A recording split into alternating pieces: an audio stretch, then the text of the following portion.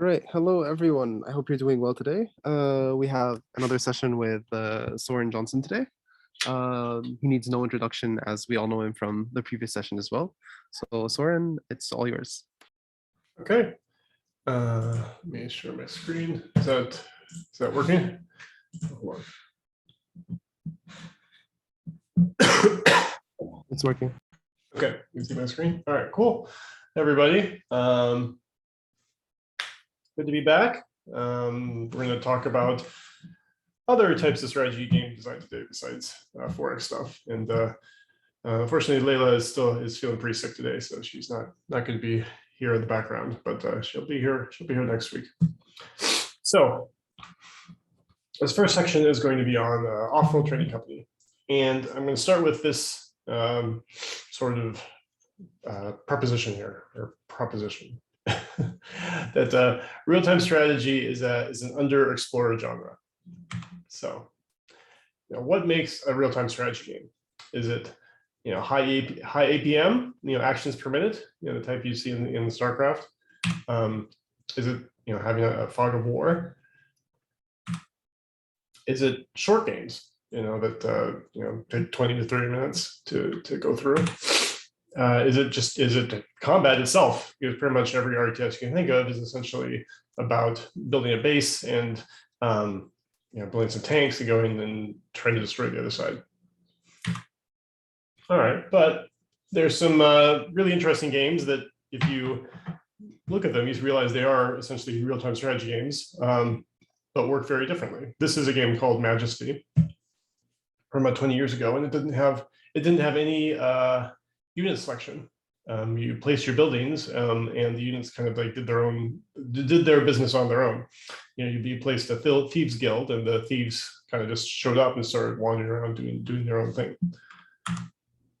Or you have games without fog of war, like this is Adam Zombie Smasher, which is a wonderful little game, but you're always looking at this small map, and the little these little pink dots are the zombies wandering around, and you're kind of placing your units on the map, trying to prevent the spread.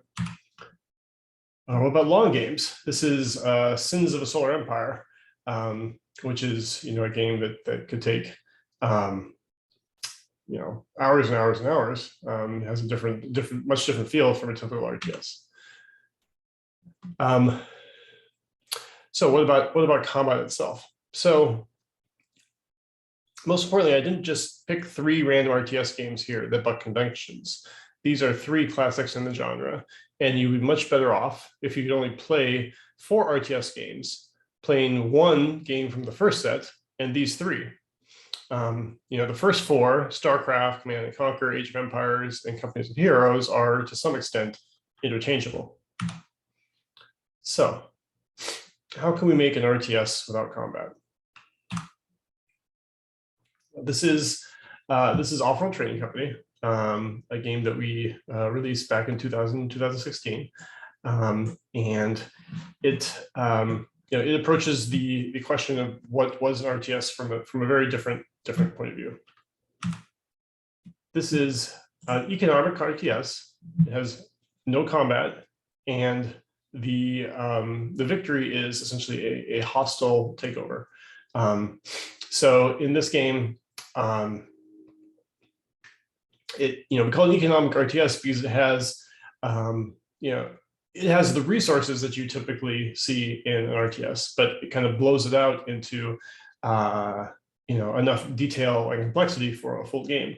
A game like Age of Empires is typically thought of as a fairly complex RTS, and it has 4 resources. In off-road, we have 13, and they all and they have like an interesting arrangement of like water leads to food, or leads to oxygen to fuel, and then you can take the fuel and you can turn that into chemicals, and there's a whole resource tree.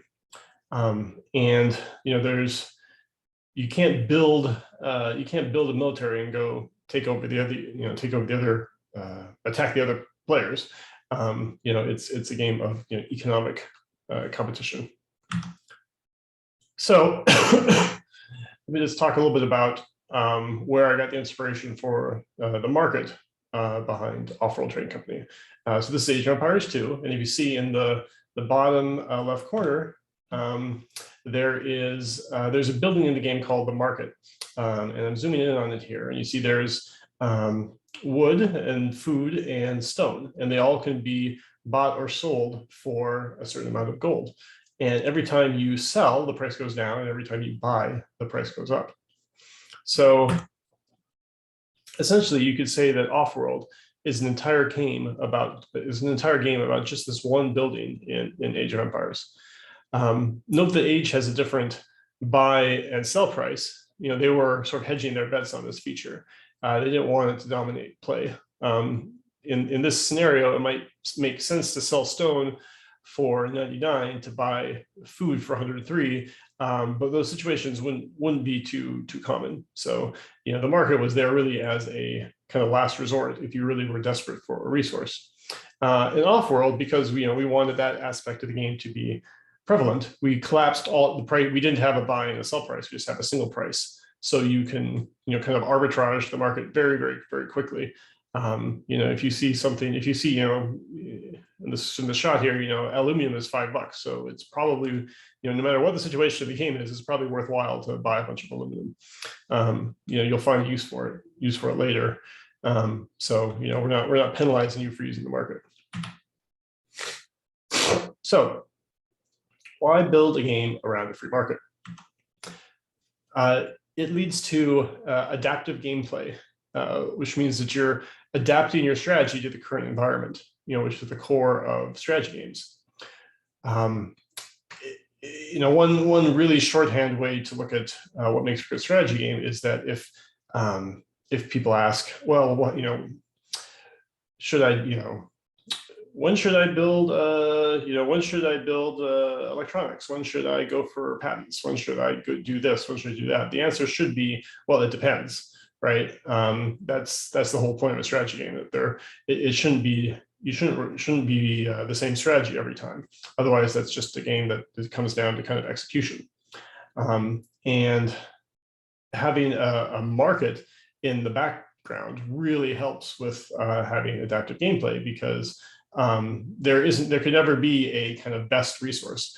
Electronics, for example, tends to be the most expensive resource, but obviously, if everyone goes in and buys electronics, it'll crash that market, and then electronics will be cheap because everyone's been making it. So you have to watch the market, watch what your competitors are doing, and figure out what's the best strategy.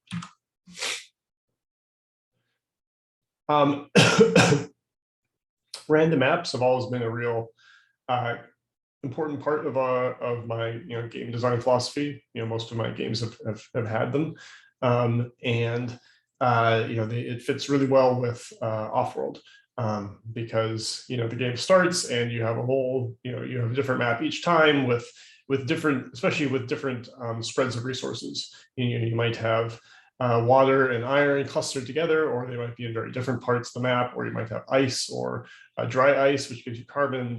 You have all sorts of things that are going to be different, and the effects of the map itself is going to affect the market, right? Like if a map has a ton of iron, then you can tell that, like, okay, steel isn't going to be very expensive, because you use iron to make steel. But if on the other hand you see a map with very little iron, you're going to be you'll be worried about steel because it's going to become very expensive.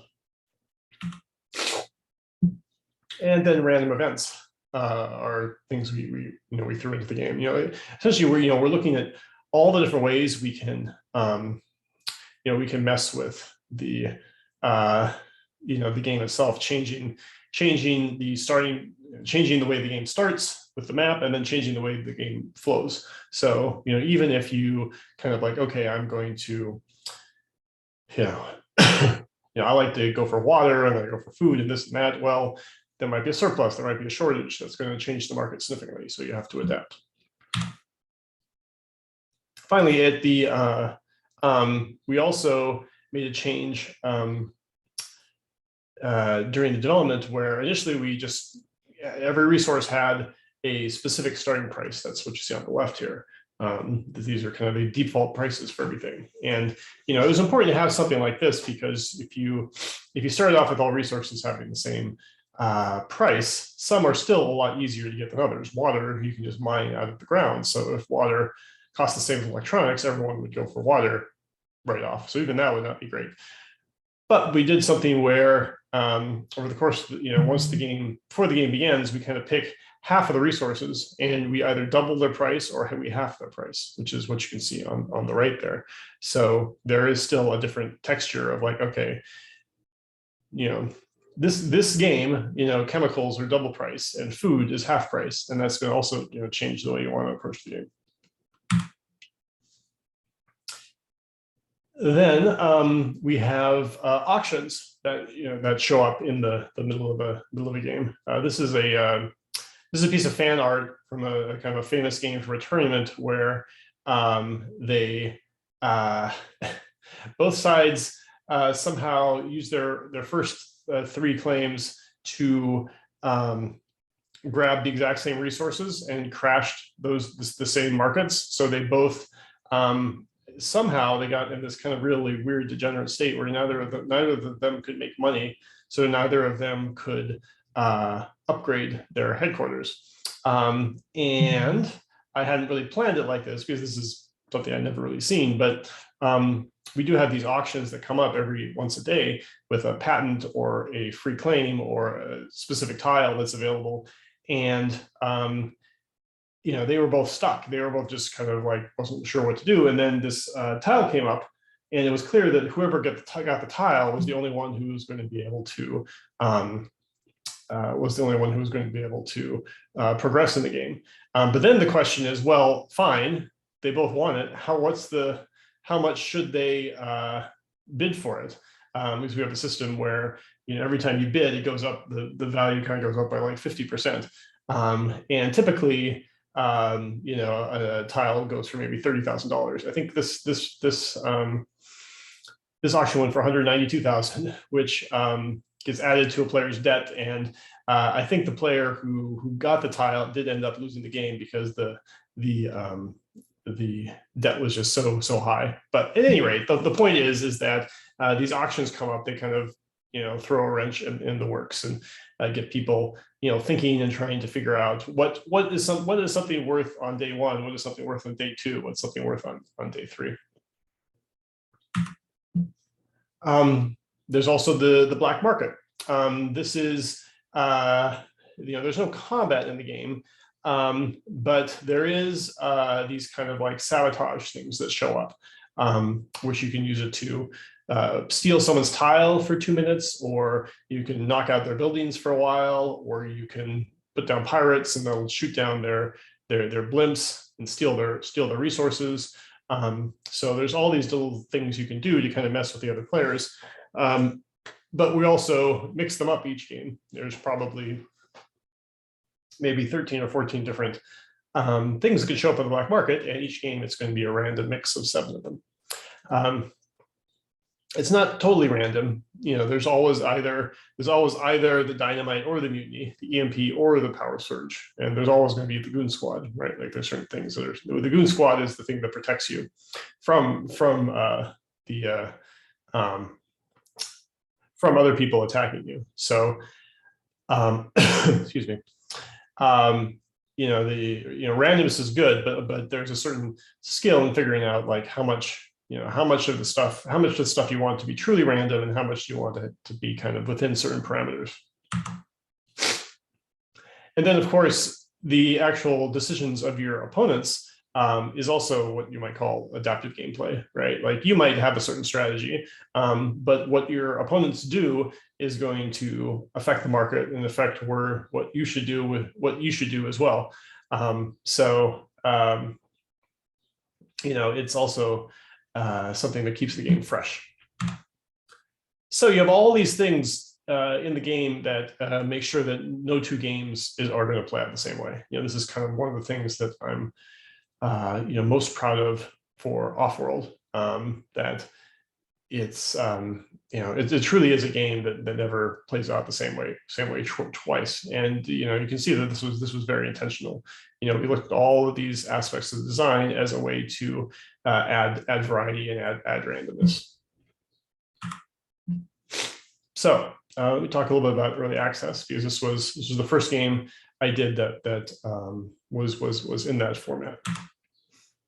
And just like yesterday, I wanted to show you just how ugly an early game can look in development. The one in the upper left corner there, that was basically I was using someone else's game engine, so that train was just essentially random noise. It just happened to be there. I just wanted to be able to get buttons on the screen and be able to put down tiles. Like you can see, maybe barely there, you see AL or something that's an aluminum mine, and you can see the prices in the upper left. I was just starting to work on getting the prices to work and getting the whole system in place. It was not really playable, but you got to start somewhere. And then a few months later, in 2014, you can see that we start to have something that looks sort of like a game. It's very, very, very basic and simple in terms of how it looks graphically. But you do see that there's tiles. There's hexagon tiles, and you can see that there's copper and iron and water and aluminum. And probably you can start claiming things, and it's still going to be pretty basic. And then in the bottom left, now you're starting to see a little more. You can see there's a little stock market there. The UI is starting to take shape, and we're just sort of iterating from there. The bottom right there, that's what we call the Founders Edition. So we had a kind of a pre-early access phase where we sold the game to. It was actually pretty amazing that people agreed to this. We put the game up for sale without showing any screenshots about it at all. We're just like, this is a game that we're doing, and we kind of vaguely described it. And if you're interested, please, feel free to buy it. And we got about 1,000 people to buy into it, and they were able to play this super early version, which is obviously quite ugly, but it is starting to maybe start to look a little bit like what became the final game. Then we have our early access version in February 2015.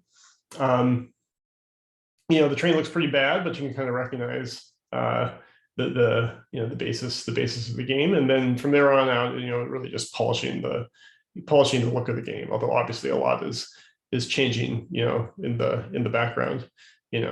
For a long time, we can still even during this early access phase, like look in the August 2015, you see we still don't even have icons for the black market, right? Like you just have A and H and M for like mutiny.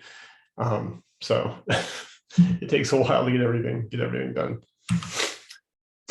So let's talk about the kind of the purpose behind early access. In my opinion, the most common problem in the industry is waste. And so here's Civ 3 and Civ 4. What's the Civ 4 really kind of got basically was the best reviewed Civ game this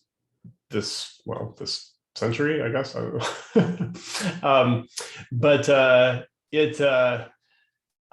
So why was Civ 4 successful? It was successful because unlike Civ 3, we exposed it to players a year and a half ahead of time. We had this private beta where we got like 100 players from the hardcore Civ communities to play the game, where they would get a patch every other week, and they would give us feedback as we're going along. So we figured out all the things that were wrong with the game before we shipped instead of after, which back then was the way it worked. Early access is a way to do that, to find out what are the issues with your game. Because there's you can play your own game and you can get a general sense of what's good and what's bad, but that's going to be based off of your own personality And also the fact that you wrote the game means that it's not just that you're biased. I mean, no one wants to be biased about how good the game isn't, so people try, but it's impossible to really see the game through other people's eyes. So you really need people to play the game who are going to give you sort of like genuine feedback that is and like your friend, showing it not just yourself, but showing it to your friends as well is not quite the same thing. Your friends are never going to tell you, or rarely going to tell you if something just truly sucks, right? Like you need to have some people out there who will give you unvarnished feedback. And there's a number of ways to do it, but early access is a great way. So like we were blind to certain problems in the game. A good example is the reveal map option. We have the default way the game plays is you kind of explore the map at the beginning, because I kind of envisioned it almost like a RTS or a 4X game, where map exploration, usually random maps and map exploration, those things go really well together. So when the game began, you would start clicking around to kind of like reveal the map. Problem is, in multiplayer, people felt like that was very unfair, because let's say one person starts exploring to the east, one person starts exploring to the west, and the person who goes to the west discovers all these great resources. Then they're going to found, and they're going to probably do better. So people who really cared about the competitive aspect of the game and multiplayer, they needed something different. So we provided them this reveal map option where the map is revealed at the end of the game. And there's essentially this reverse auction where there's this debt thing that ticks down, starts at 200,000 and starts just going down, down, down, down. And anyone can found at any time, but the sooner you're found, the more debt you're going to have. So that worked out actually really well. So people no longer felt like the game was unfair. And we just didn't, we did not see this problem at all internally. Even though we were playing the game very competitively, just we were more forgiving of our own game.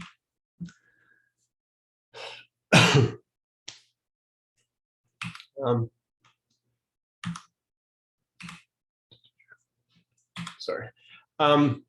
When we added something major with an update, like the majority buyout, we would make it an option, not mandatory, and encourage its use by sponsoring a tournament that required using these new rules. So basically what I'm trying to say is that, we would iterate on the game during early access, and we'd make major changes. Some people will worry about this aspect during early access, is that, okay, people, maybe they like the game, can I change it? And they're afraid to change the game because maybe people already like it. Maybe they'll be upset because we take something away. I mean, that's, it's a real concern. It's definitely something to worry about. What we do is, if we added a feature that was kind of controversial, we would just add it as an option. So the game didn't necessarily immediately change. You have to opt into it. But then we run a tournament where we force people to, if they play the tournament, it forced people to use that option, because then people would really care about it. They sort of play for real. Like as soon as you have a tournament, people are really thinking hard about how they're doing, how they're playing. So that was our strategy for that. We go really active within the community. This is my friends list on Steam, and you can see there that we've got tons of really hardcore players who have been playing the game for hundreds and even thousands of hours. And these people were all very huge. There's a huge benefit to being close with these people, because if there's something they felt needed to be changed, they knew they could just reach out to us directly. We streamed the game a lot on Twitch. It kind of became our public space, where people would gather. There would be a time each week where we would do that, and people would make it part of their schedules, and people would get to know each other. It wasn't just that they were talking to us; it was that our community members would get to know each other at this time, because they'd show up at the same time to discuss things, it was a really good experience, and it really helped solidify the community. This is Discord, which is, I'm sure all of you are familiar with now. But this is where we would interact directly with our community, telling them what's coming and so on. Here's what you see people responding to here is, we just added a change to bring back the original voice. We had these robotic voiceover thing that we put in early, and eventually we replaced it with human actors, but people kind of missed the old, speak and spell voice. So we put it back in and made people really happy.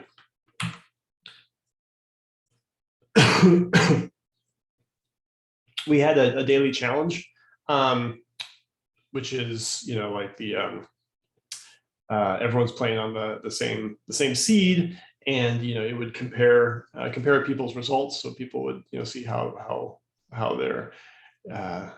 they did compared to other players. And it had replays, cloud replays, so people could kind of watch each other's at the game. And sometimes we would, someone would play the game and they would find some exploit with the AI, and we would push multiple versions to Steam that day. Like someone was like, hey, there's this weird thing you can do against the AI on today's daily challenge. So, I would like, well, let's fix that, do a fix, push it to Steam, and then ask them to go play it again. And so, it's this really, really fast iteration time. So community really extends your game. We had, millions of views on release week. We had community tournaments, for veterans and casuals. We had people who volunteered to watch people's replays and coach them on Discord. We had a number of super fans who got involved with development. Blues is currently our UI developer on Old World. So it's pretty cool. Now, however, we might do little things a little differently now.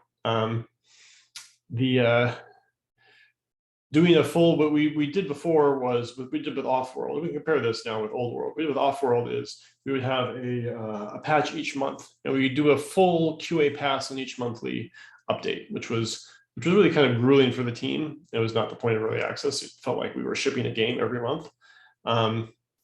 We would have this next version branch that was hidden from casual players, but was available for anyone. So if they wanted to, they could take a look at the next version and let us know about bugs early. I kind of like think that we kind of evolved this process with Old World, where during our early access phase, we would basically do an update every week, which sounds crazy, but it sort of is easier because you have an update every week, you're not as worried about each specific one, right? Like if something goes wrong with this current update, well, it'll just get fixed next week, right? If it's not something that's just game breaking, there's going to be another version in another 5 days or whatever. So in a sense, it takes the pressure off to worry about. It takes the pressure off to worry about each update individually. We might also have waited longer to go up in early access. Be aware that your only kind of free press hit comes when you launch early access. Most of the big YouTubers and streamers were only interested in the game the first time around. They didn't kind of cover it the same way when we had our official release. One very prominent YouTube reviewer told people that when we came out in early access, that he wouldn't do a video because he only reviews finished games, but then he forgot to review it when we did finally release. So there are definitely issues with how early access messes with your marketing plan. However, the player feedback from our lengthy early access phase was super valuable. So what I'd prefer to do is, introduce more steps on the way towards launch. Kind of like, we were thinking of this as trying to like a double audience with each step. You go from your internal play to friends and family to like a private beta, then you have a public beta, you can have an unlisted Steam page and so on. This is basically what we did, right? Like we had our internal group, we had our private beta that I mentioned, the founders, and then we jumped straight to early access, right? Like we kind of could have gotten some other steps there in the way. So you can raise price after release, and if there are no, sorry, my place here. It might be a good idea to charge less during early access. You can raise the price after release, and if there are no sales allowed during early access, that might make sense. A lot of games have artificially high prices to allow for significant revenue during sales. Take away sales, and you would kind of see a true lower price. However, not sure if we should have lowered the price. It definitely hit our Steam review score, but because we had a pretty high price, we were $40, and you can see here the average game on early access is about $20. But a higher price also keeps casual players away until after release, which is good. So it's you want to think hard about what price you're charging.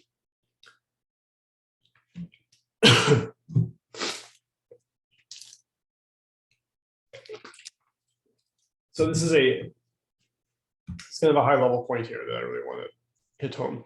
Your players understand your game better than you do. And this is like really the number one reason why you put a game up on early access is, you figure you're the one who understands the game the best, you're the designer. Well, you're kind of just too close to it. The people out in the wild who are playing your game, they're having the real experience. They're really understanding how your game actually, all the decisions you made, how they actually play out in reality. All right, so that finishes my section on Offworld. So any questions? So I did have one actually. Okay. So actually so when it came to testing the game and stuff with players, did you also have early access stuff on Twitch? Like did you show off, you guys playing the game and stuff? Or was it more like just the released version? Were we doing Twitch? Were we doing Twitch? Sorry. Were we streaming the game during early access? Yeah. Yeah, we definitely were. It leads to some issues because not just we were streaming the game during early access, and we also made a number of YouTube videos. Usually we'd stream the game, turn it into a YouTube video, put it up, and it leads to a certain issue because some of your older videos tend to have more views. So the off-world videos that have the most views on our channel are the ones that have the really ugly early access art, right? Which is kind of awkward. I'm pretty sure we also streamed the game before we even went up on early access, just to kind of like get people to be excited about the game and understand what it was and what we're trying to do. So, but it was a really good experience overall. It was really cool to let people start to see the game and comment on it. It's a fun game to watch because it's very, it's a fast, short game. It's kind of action packed.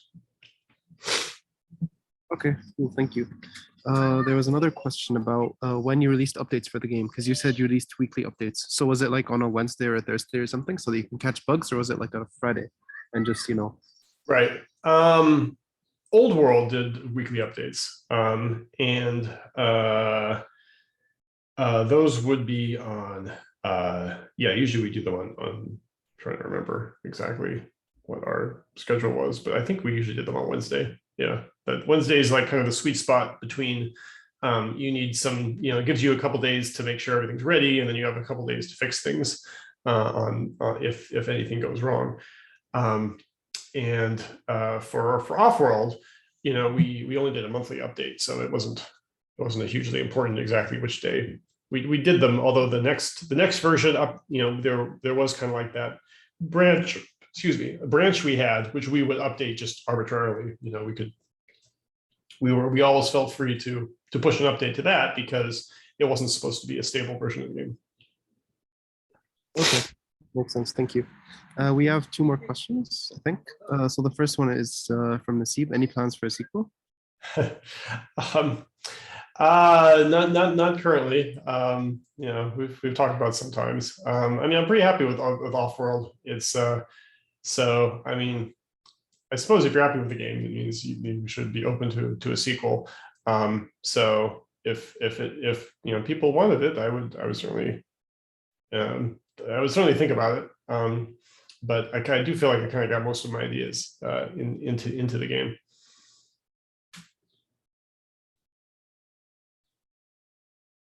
All right, thank you. Okay, we have another question. Games like Old World and Off-World have strong replayability, but what would you say about games that have a more linear gameplay going early access? Would you recommend early access for them, or would it kind of ruin the momentum of release? Sorry.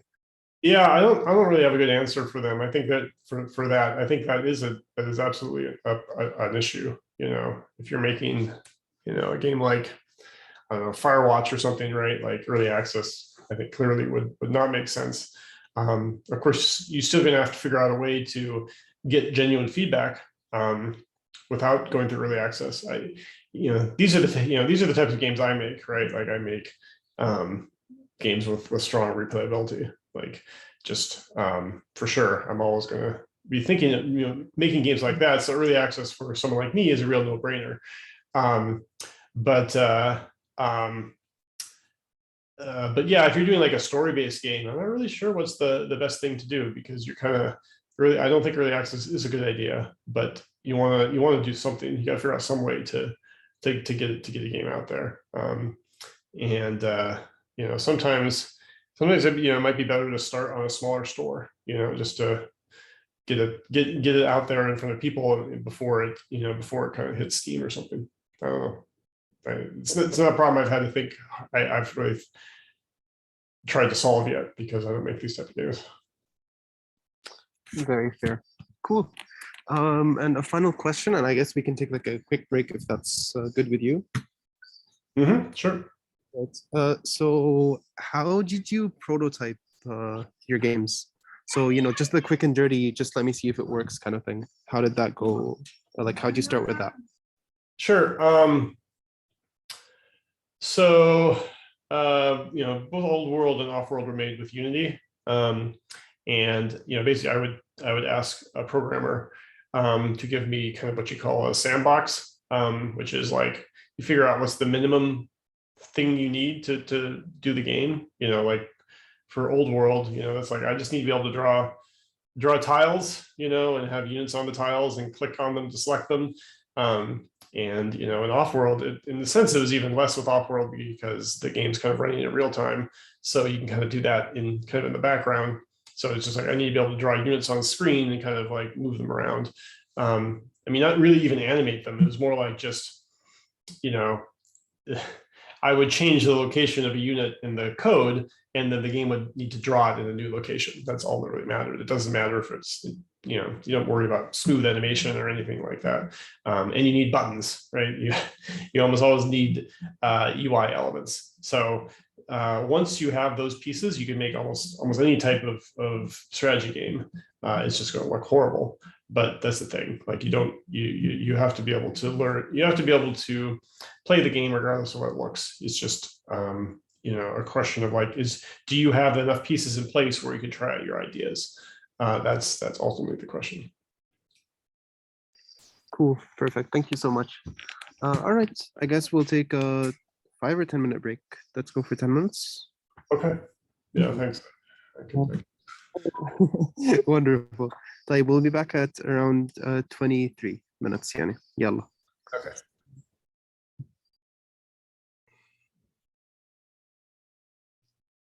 All right, so I'm going to have a section here where I'm going to talk about board game design and how it kind of relates to video games. So here's a question. Are board games defined by their physical components? If board games are supposed to be physical, then why do people think of these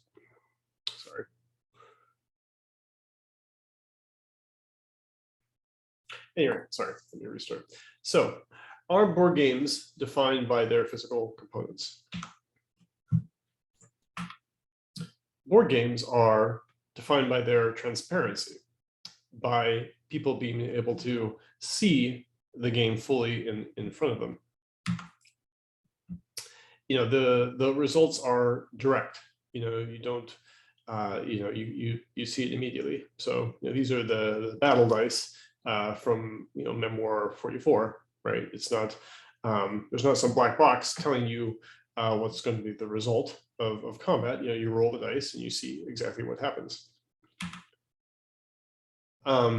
Here are the resource piles from Agricola, and seeing the resources stack up draws your attention. It makes you aware of, like, oh, there's a giant pile of clay there. I know that means something now. This is Power Grid, which has a very transparent and simple model for modeling supply and demand. It was which is a big inspiration for Offworld. Putting a free market in a video game is fairly easy, because you can have the calculations happen on the background. But it's quite a challenge for in a board game. But they did a really good job of finding a simple way to make it work. Basically, black cubes are coal, brown is oil, red is uranium, yellow is garbage. And when you buy a resource, you see that little one there on the left. That means everything there costs $1. So if you buy 2 more coal, it's going to cost you $2, and then you'll have to buy your coal from the next category, which will be $2. So you see, as soon as you buy 2 coal, you see that the price is going to go up to $2. It's a very direct way to see how that works. So you see here the boxes are empty now. Now the coal is $2, and eventually it'll be $3, and so on. And eventually you can go all the way up to $8 if all the coal is off of the track. And you can literally also just see, in a sense, that, oh wow, the coal is disappearing. Like, you see less coal out there, which is a very direct way to see this concept of supply, right? Like, the supply is going down and the price is going up. Each turn, resources get added back to the track to potentially drive down the price as well. Thus we have this simple, transparent mechanic that models the free market pressure of supply, demand, and scarcity. This game is a game called Shogun, which uses a cube tower to model the randomness of combat and to mess with players' expectations. This is a look inside the tower. This is how you kind of put it together. And you see it has these kind of like odd pieces inside that kind of like make it a little unpredictable what will happen when you drop cubes down it. Here's what it looks like from the top. So let's say the blue player attacks the red player in this province, 12 cubes against 7. We're going to combine these piles of cubes. You put them all together and you're going to toss them in the tower. Some will come out and some won't. And whichever player has the most cubes come out of the bottom wins the combat. Believe it or not, this was the actual result when I first took these shots. Let me go back so you can see, right? There were 12 blue cubes and 7 red. But when I tossed it through, 7 red came out and only 6 blue. So most of the blue cubes somehow got stuck inside the tower. And so blue had 6 of their 12 cubes stuck inside the tower, and red had 0. So you can see them right there. So this models, the unpredictability of combat, but it's not in this mysterious way where the game is running some stuff inside of a black box, and you're not sure what's happening. Like, you're aware, like you put the tower together, so you know that, like, oh well, I guess that's just what happened. The blue cubes get kind of stuck on the different levels. For this next combat, yellow attacks blue, 4 cubes to 2. So we toss the cubes in, remember, so we toss the cubes in together, but remember, blue still has 6 cubes stuck inside the tower. Sure enough, blue gets some of those cubes to fall out and wins the battle. So, the conception of of I threw 12 blue cubes in, and I know that some of them are still stuck in the tower. I know that's going to come out and affect the game later. Essentially the luck will even out over the course of the game. And now yellow has some cubes stuck in the tower. The physicality of which cubes come out or stay inside creates an unpredictable but transparent combat system. What makes the system so interesting is that players can, and of course do, peek into the tower during the game to see which player still has cubes inside the tower, which affects their decision-making about who to attack. When blue lost a very tough battle by having 6 cubes stuck inside the tower, that hurt, but the upside was that the other players would be afraid to attack blue until all those blue cubes come out of the tower.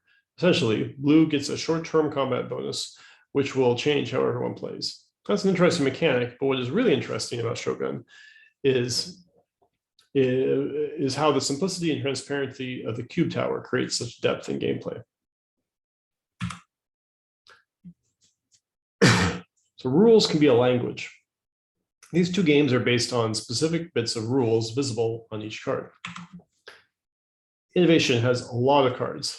The table looks something like this during a game of Innovation, with each player having one active technology from each of the 5 color types. Each technology in the deck is unique, and the rules are communicated as text.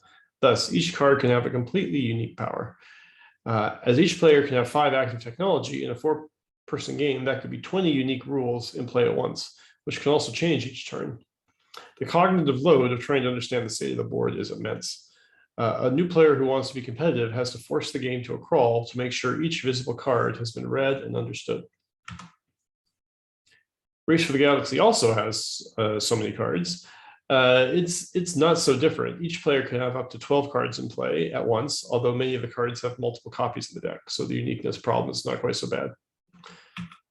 But if you look closer, you see what really makes a difference is that the designer committed to a iconographic grammar for communicating rules. A picture of a card with a hand means that you draw a picture of a card with a hand means you draw a card. A -1 in black means that planets cost 1 less to settle. A +1 in red means the planet's military strength goes up by 1. All this iconography is collected on one page, which is how a player can learn to parse the rules grammar. Excuse me. Obviously, forcing players to learn a new language just to play a game is a big demand. However, I would argue it is preferable to simply describing everything in text, as in Innovation, because the self-imposed constraint of a limited grammar keeps the designer from special casing, from over-designing the game.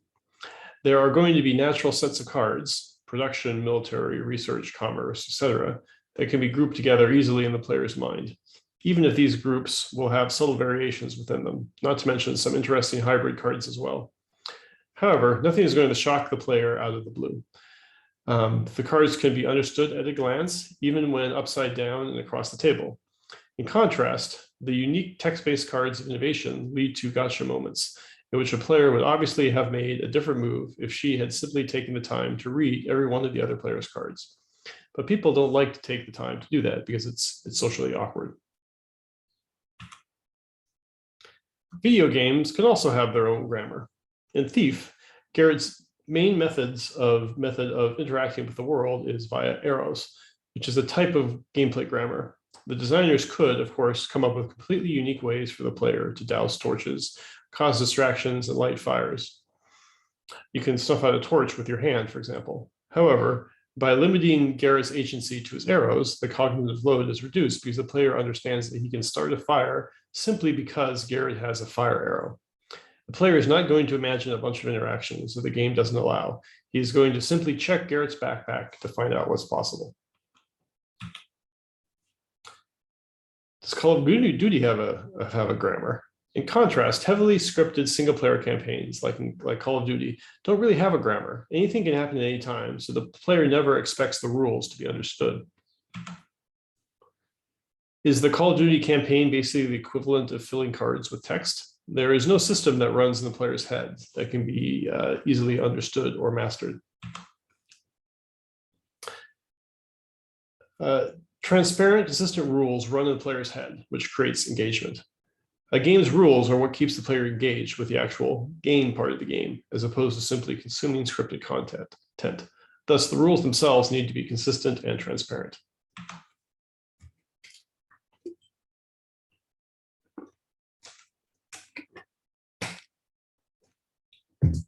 It's a game called Yomi, which was designed by fighting game player and designer David Serlin. Yomi is essentially an attempting to expose the core high-level mechanics of a fighting game to an audience that doesn't have either the dexterity or the free time to master such demanding games. Competitive games tend to shut out most of the population because they tack on extra skill tests. Street Fighter, for example, requires so much dexterity with the joystick that most potential players are not able to experience the interesting mental challenges at the core of the game.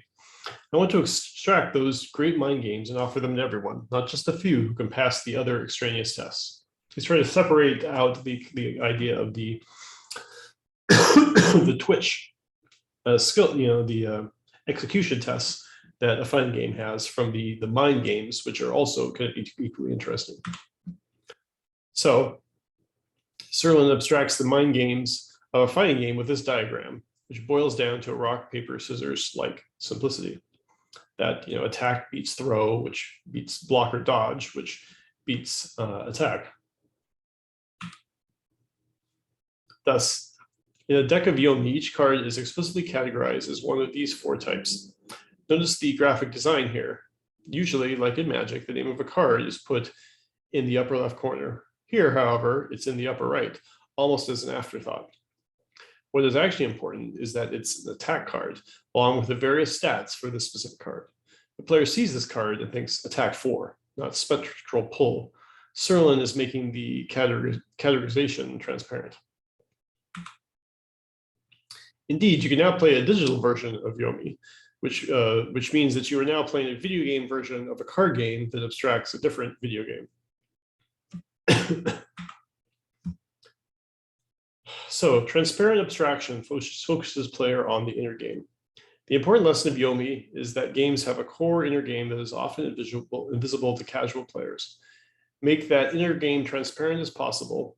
Make the inner game as transparent as possible. Transparent as much as possible. And abstraction is a great tool for teaching, which is what's necessary to bridge the gap between novices and experts. So let's talk about Magic.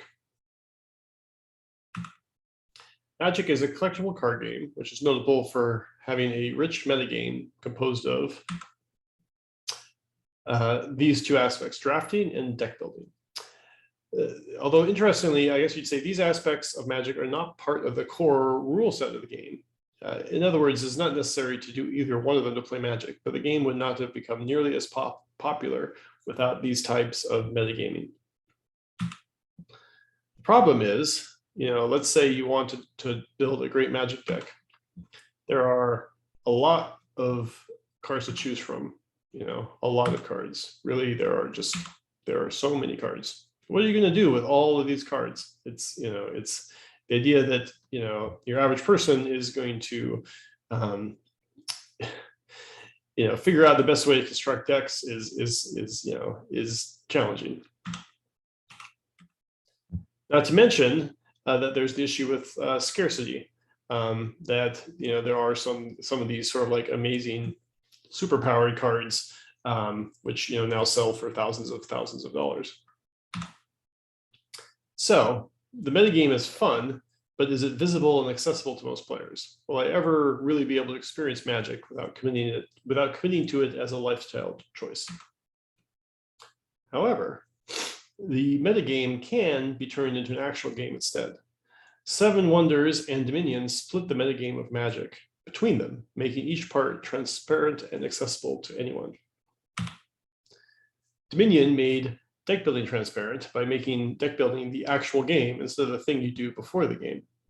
Deck building is hugely intimidating for new players, and Dominion solves this problem by letting players do it one step at a time, all out in the open. Beginners can see what cards the veterans are buying and in what order, and even if they never catch up, they at least get to see how the winner won. 7 Wonders did the same thing for drafting by making drafting the actual game instead of the thing you do before the game. The process is that you draft a card and then play it immediately face up. So just like Dominion, the player gets to take it one step at a time and see what everyone else is drafting each turn.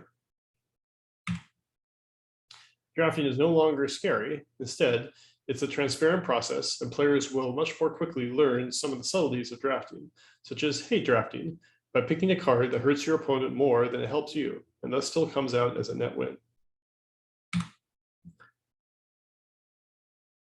The concept of making the gameplay process visible to all players raises an interesting question about something most strategic video games take for granted: the fog of war. It's trivial to implement on a computer and almost impossible to do well in a board game, so it's often an automatic choice for video game designers. However, the cost of fog of war is that new players don't get to see how the veterans are winning. Replays help, of course, but the typical RTS experience for many is a quiet early game, which suddenly becomes this. The RTS my company, the game that I worked on, Off-World Training Company, has no fog of war to diffuse the shock of defeat. Players learn by watching each other, and fog of war runs counter to that. Perhaps mainstream RTS games should simply consider shipping with an option to disable it for learning matches.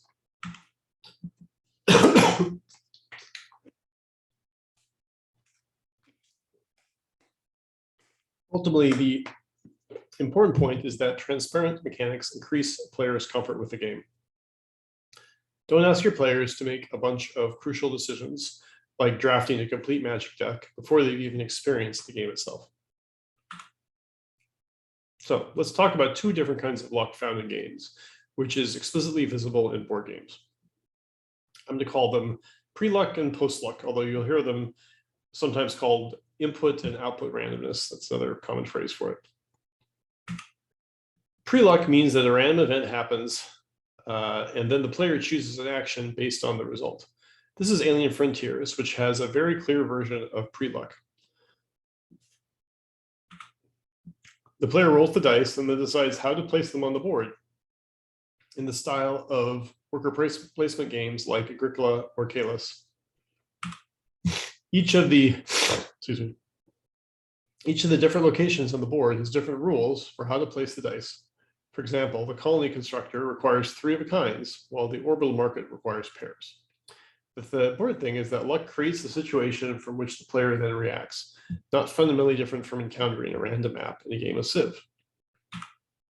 Post-luck, on the other hand, involves the player making a decision and then a random event determining the outcome. Risk provides a classic example of post-luck by players deciding which country to attack, and then rolling dice to determine the outcome. Now, I don't want to go so far as to say that pre-luck is good and post-luck is bad, but games with pre-luck tend to be more engaging because the player gets to think and adapt, to make the best of a bad roll or to take advantage of a great one. Post-luck games, on the other hand, can leave players feeling like victims.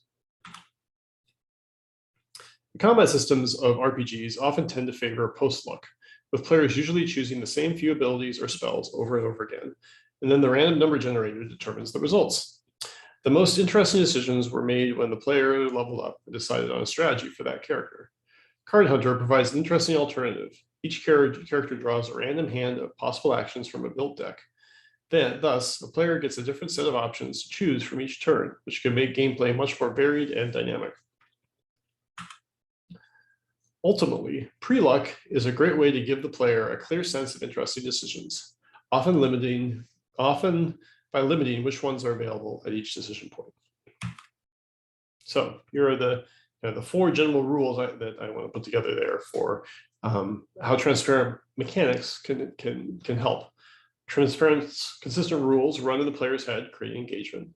Transparent abstraction focuses players on the inner game. Transparent, visible mechanics increase player comfort. And then pre-luck is a transparent way to present interesting decisions. So let's conclude by talking about what all this means for video games. Real video games, not ones that could be mistaken for board games. So, what connects these games? They are all story-driven with author levels and fixed progression.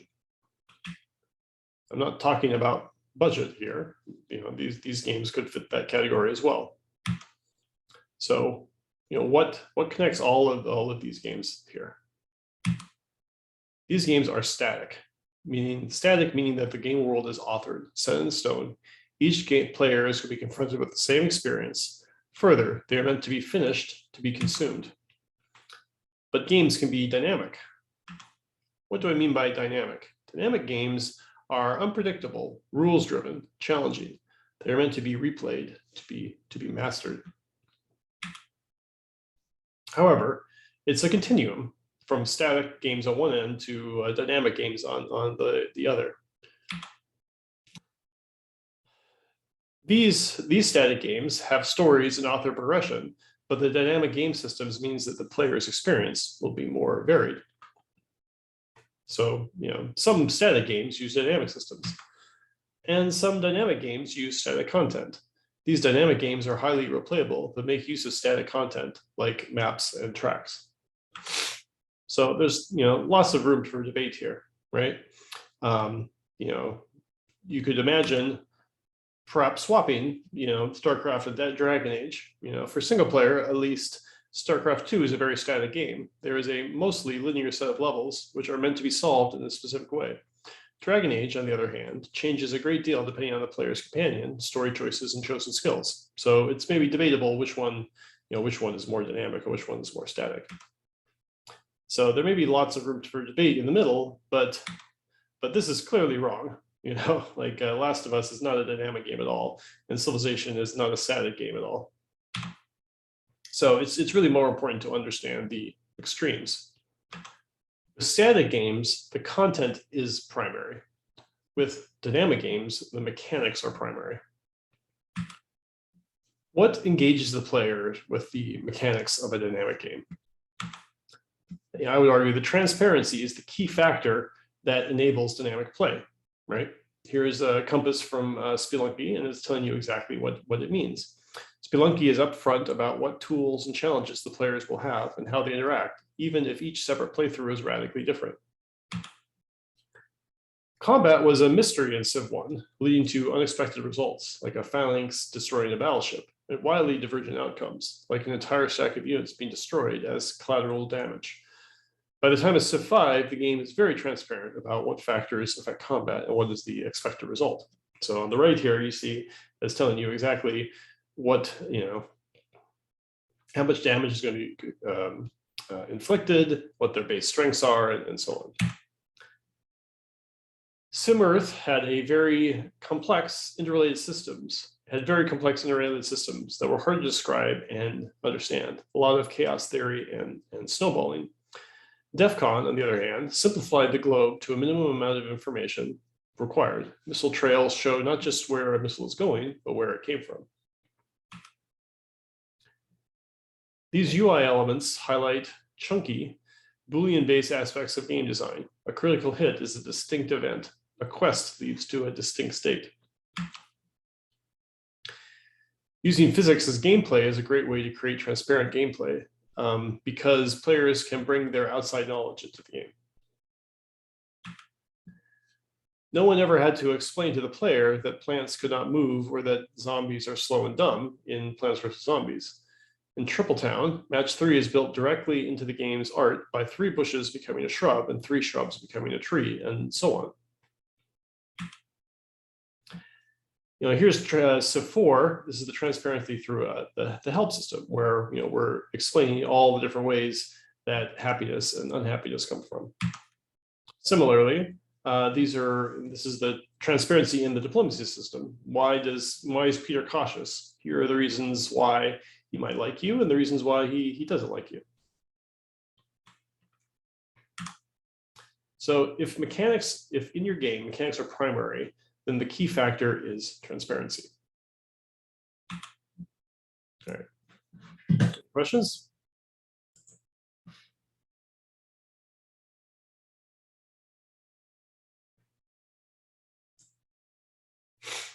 Oh.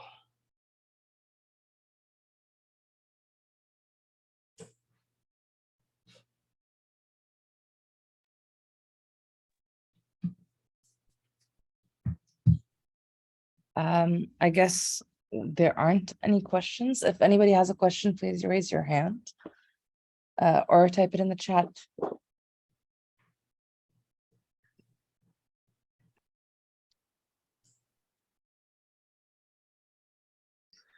Honestly, I think most of it was actually really clear. Yani, uh, every time I think of a question, I'm like, oh no, wait, I actually got this because Soren already answered it. So I think it's good from my end as well. Okay. Honestly, this was really, really great. Thank you so much, Soren. I loved the little detour on board games. It was so interesting. I loved it. Sure. Good. Well, I love board games, and if you're making strategy games, there's a lot to be learned from them for sure. Yeah, for sure. Have you actually ever designed your own board game in like a game jam or something? Or not yet? I did make like a Civ card game a number of years ago. That was for like a kind of a little physical project we made, which was kind of cool. I would like to make more board games. It takes a long time to make a video game. It takes years and years and years, and you can do that a lot faster with a board game. So I'm definitely kind of jealous of that.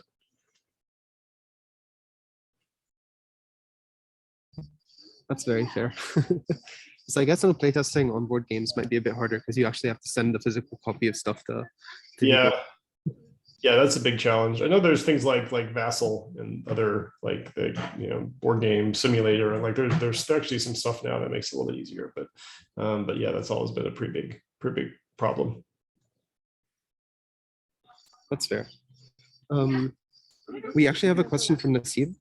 He said, could you say that legacy games are the board game equivalent of roguelike?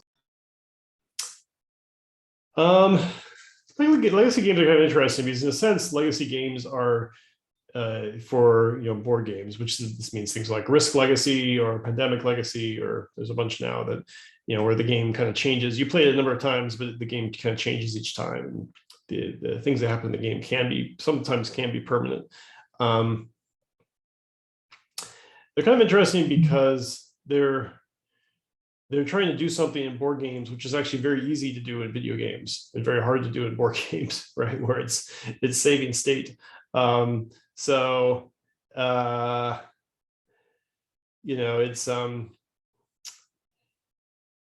I don't know what the right equivalent is. Like it feels like they're trying to turn a board game into some sort of like campaign, like you'd experience in a video game, where you're doing this thing with a longer arc. Makes them a lot more complicated to build and go through. I wouldn't say they're equivalent of roguelikes, because the basis of a roguelike, although these walls have broken down too, is that you're doing kind of the same game over and over again, but it's going to be different each time, because one time in Spelunky you're going to get the jetpack, and the next time you're going to get something else, right? Like you're going to get different tools each time, and that's going to make the game have more variety. But over time, slowly, I think a lot of roguelikes are turning into something where it is still a campaign. Like in Hades, every time you play, it feels like when you come back, something new gets unlocked, and kind of the story moves forward, or these other things go through. So everything eventually kind of like hybridizes.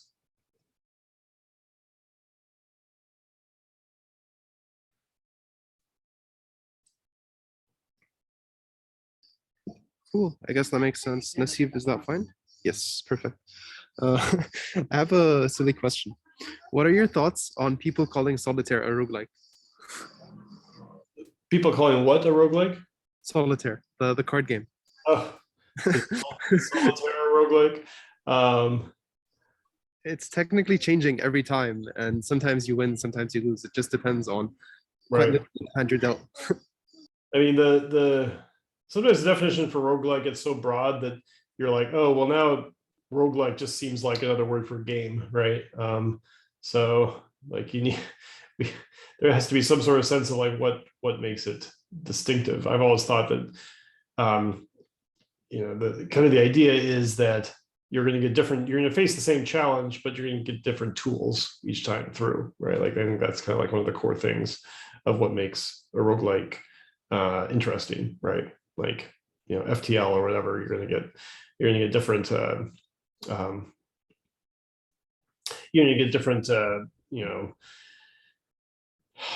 different crew members and different weapons and different augmentations for your ship and so on. So that's what kind of what keeps it interesting. Where solitaire, I mean, it kind of feels like that is the game, right? Like it's just you know, that's kind of like the landscape. It feels almost more like a random map, if that makes sense.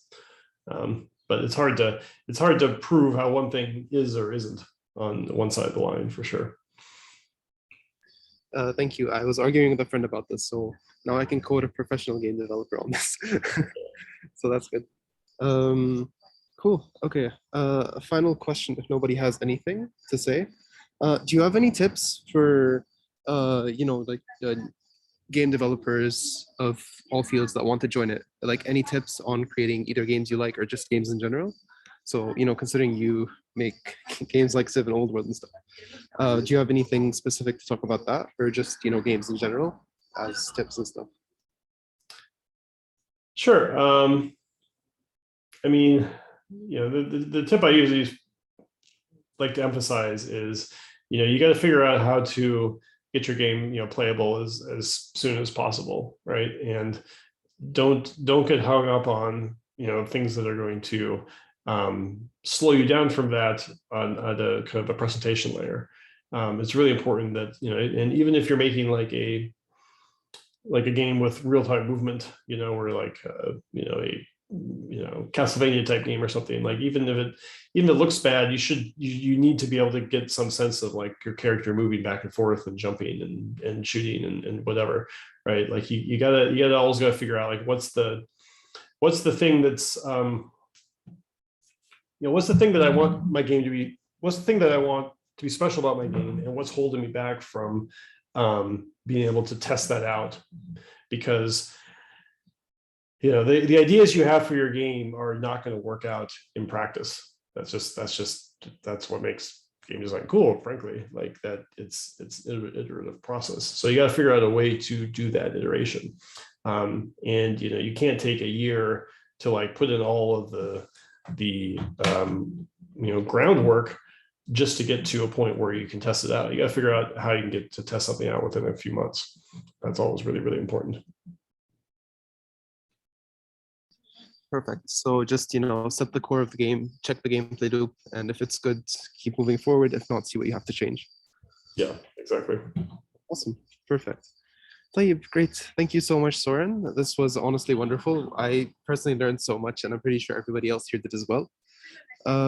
It was wonderful to have you. And I guess this is it. If anybody wants to follow you or something, just socials, if you have anything to show, basically. Yeah, sure. Yeah, it was fun. Glad everyone was here for this. And on the simplest way to find me is just on Twitter. I'm Soren Johnson. I think that's the most. I also have a blog, designer-notes.com, and from there you can find my podcast, which I also would recommend. So, cool. Perfect. Wonderful. Tayyip. Thank you, Soren. We'll see you. All right. Thanks, everyone. Take care.